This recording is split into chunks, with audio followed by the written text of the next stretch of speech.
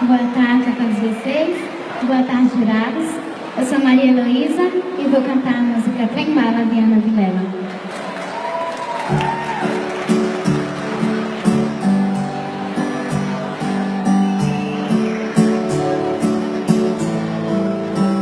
Não é sobre ter todas as pessoas do mundo pra si.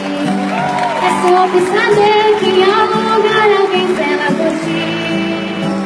É sobre cantar e poder escutar mais do que a própria voz. É sobre dançar na chuva de vida que cai sobre nós. É saber se existir infinito no universo, num baixo bonito. É saber sonhar. Então fazer valer a pena cada verso daquele poema sobre acreditar. Não é sobre chegar no topo do mundo e saber que venceu.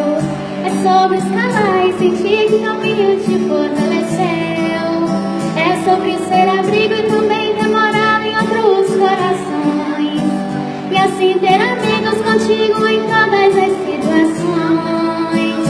A gente não pode ter tudo.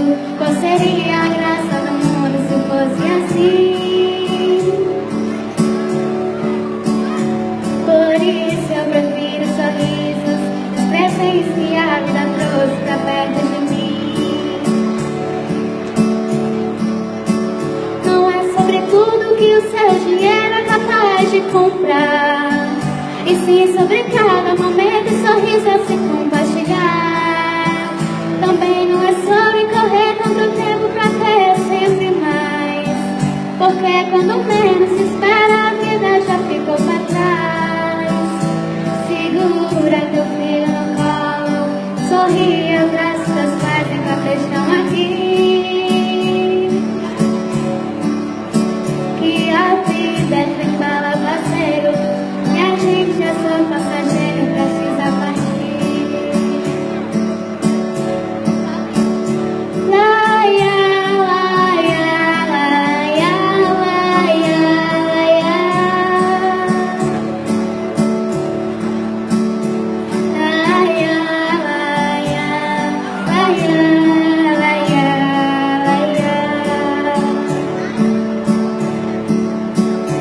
Segura teu filho no colo, sorri e abraça os seus pais enquanto estão aqui.